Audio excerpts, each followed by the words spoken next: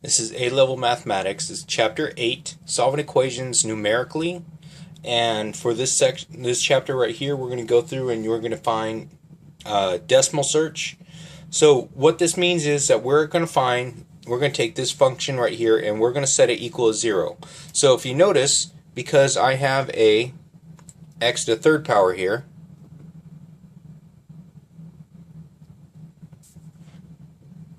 so I have an x to the third power minus 3x minus 5. So because that third power there, I cannot use a quadratic formula.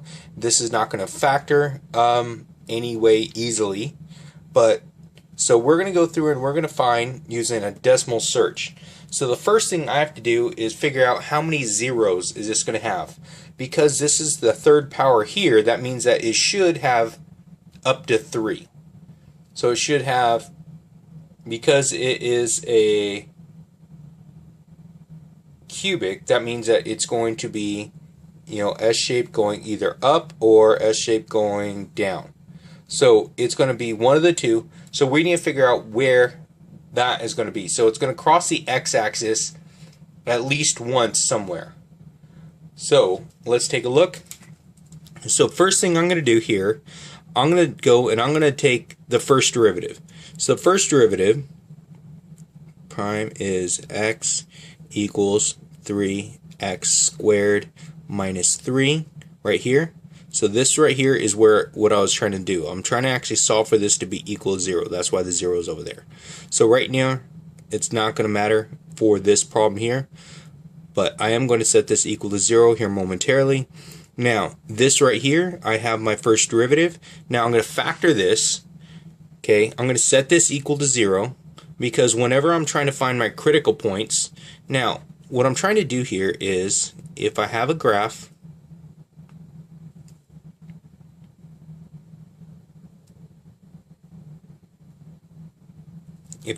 like this, okay, this is my x-axis, this is my y-axis, so it's going to cross my x-axis somewhere. Okay, so now I'm going to find my critical points. My critical points are going to tell me my turning points in this S shape that I have. So it's going to be a local minimum and a local maximum and see what we get. So right here, I'm going to try and factor this. I'm going to set it equal to 0. So 0 equals 3x squared minus 3. Add 3, so I get 3 equals 3x squared. Right here, divided by 3. X squared is equal to 1, and square root x equals to the plus or minus square root of 1, which is 1. So those are going to be my critical points. I have a positive one and a negative one. So on my graph, 2, 3.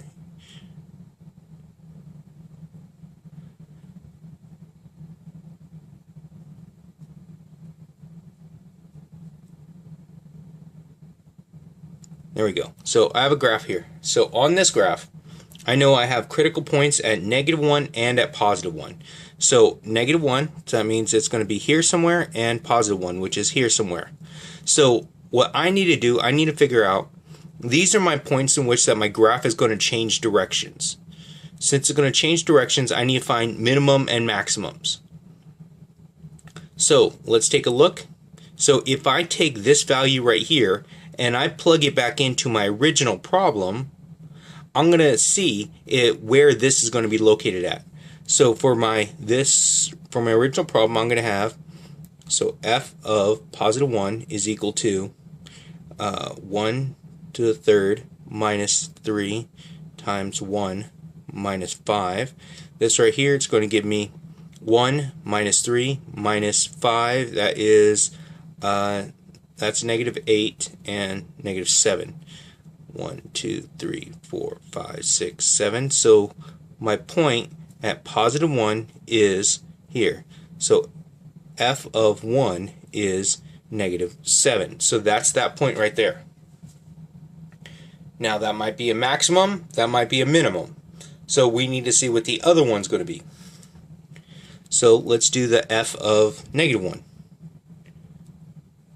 That's going to be equal -1 cubed minus 3 times -1 minus 5. So this right here is going to be -1 this is a positive 3, and that's a negative 5. So that and that together is going to be a negative 2, and this one right here is a negative 3. So f of negative 1 is negative 3. Okay, so for right here, let's take a look. So negative 1, I have negative 3. Negative 1, 2, 3. There's my points right here. Because those are my points, those are going to be my change in directions. So if I'm trying to fit this, it's going to have to start here, go up here, down, and back up. It would not be the same going the other way. So if I can't go here, this can't be my minimum, okay, because that means it would have to go back up. So to fit my graph for x cubed, it's got to start down here.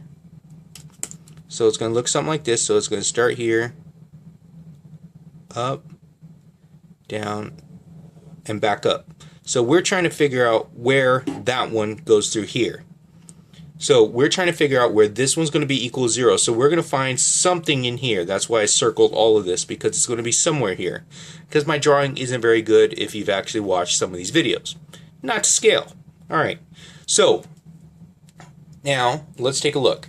So I now know that this is going to have one place where it's actually going to be equal to 0. Where across the x-axis is when it's equal to 0. So I'm going to have one of those.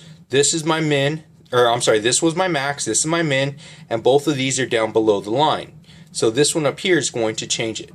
So now, to do the decimal search, I'm going to go through and I'm going to take my function. I'm going to rewrite my function down here, which is f of x equals x cubed minus 3x minus 5. So this is what the decimal search is going to contain.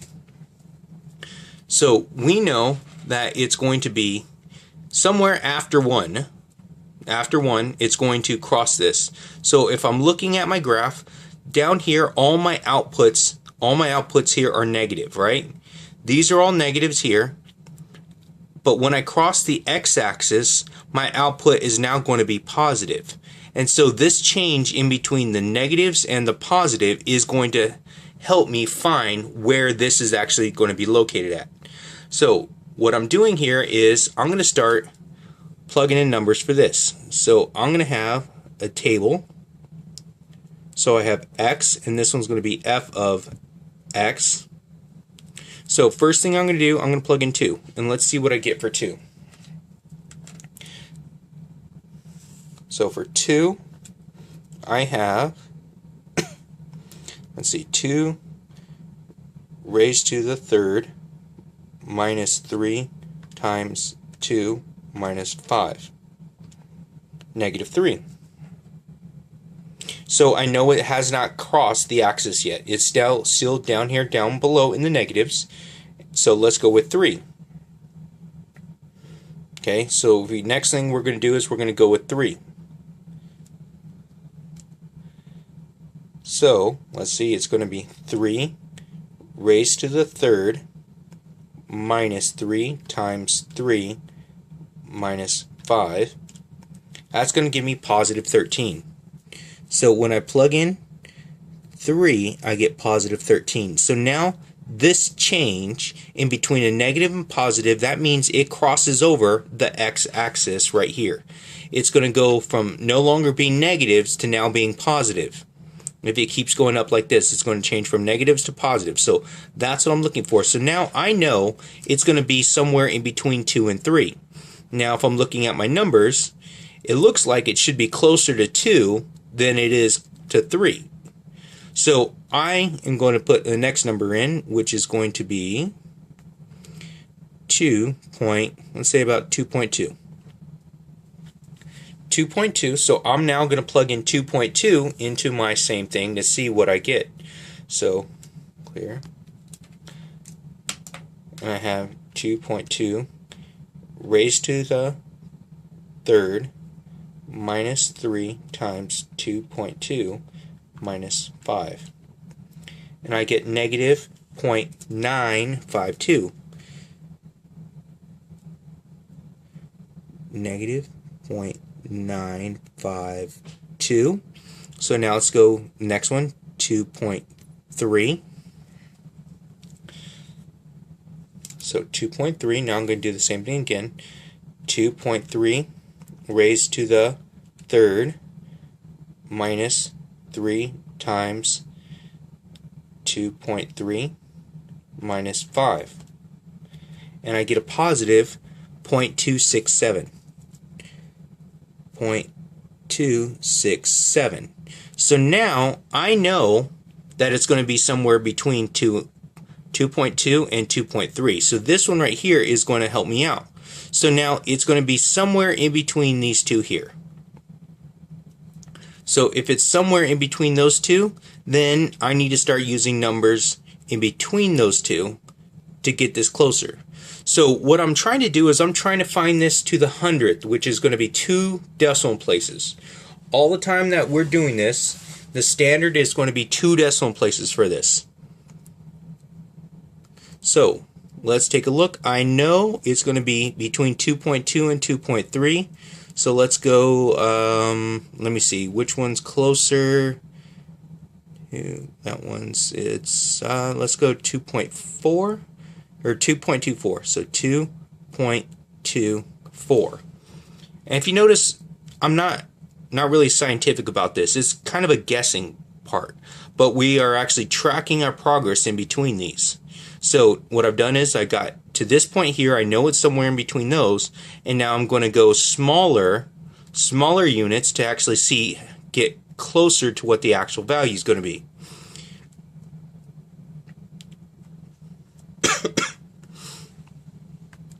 So 2.24, 2.24 raised to the third minus 3 times 2.24 minus 5.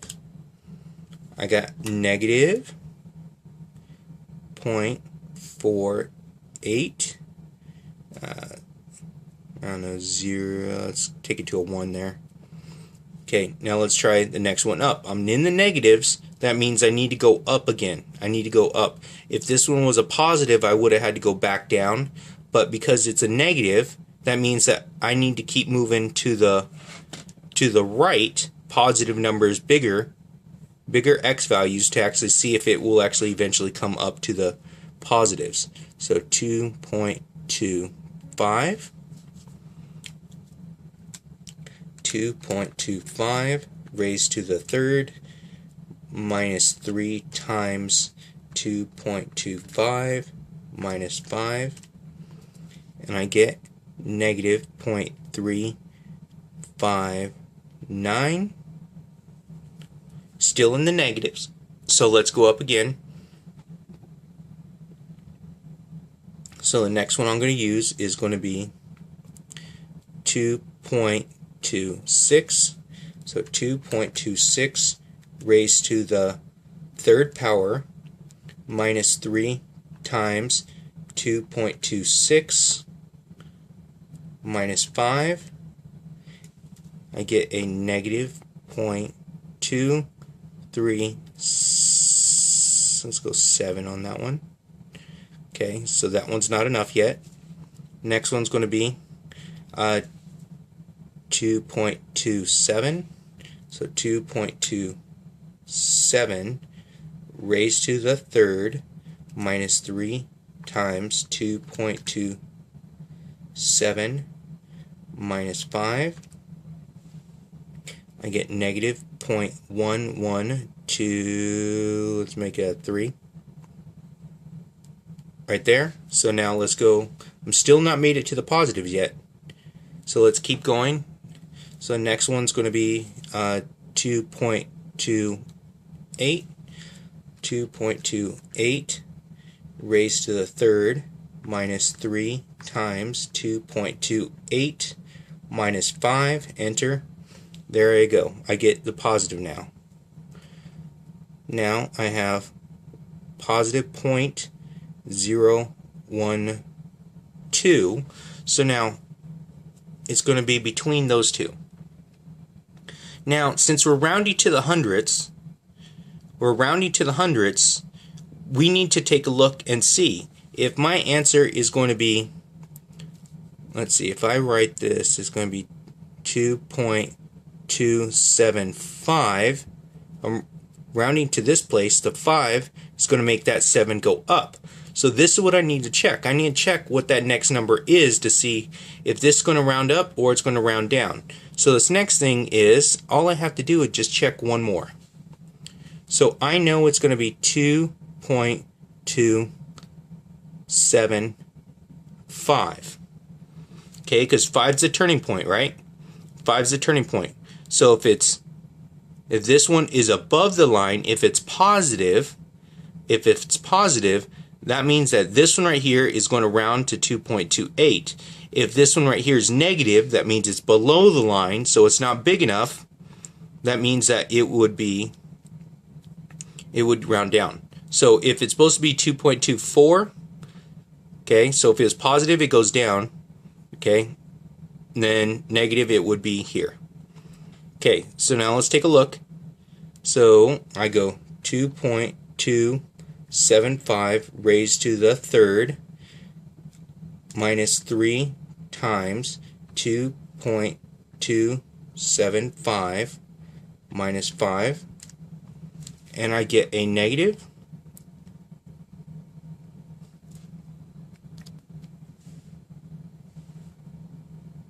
0.0504. Okay. Big thing is it's a negative, so that means that this answer needs to go up some more because it's still below the line right here. So it would have to go up some more. So I know it's going to be between 7 and 8 because I've already stated it's between 7 and 8. But my answer, my third digit, is going to be greater than 5. It's going to be greater than 5, so that means that I need to go up. So I know it's going to be a number greater than 5. So that means that this, my answer is going to be about 2.28. And that's when my f of x is equal to 0. So that is my decimal search here. So let's recap on this. So I originally started off with this problem right here, trying to set it equal to 0 to see where it's going to be equal to 0 at. I had to find out how many zeros I'm going to have, and that's what I did with this to tell me if there's going to be 3 zeros, or is there going to be 1 zero, or is there 2 zeros. Okay, that's what I did with that. And then that told me that over here that my 0 is going to give me an x value greater than 1. So it's going to be somewhere over here. And then I just did decimal searches in between that to find the change in sign. So the change in sign is what helped me out here. So that's where I came up with for my final answer of 2.28.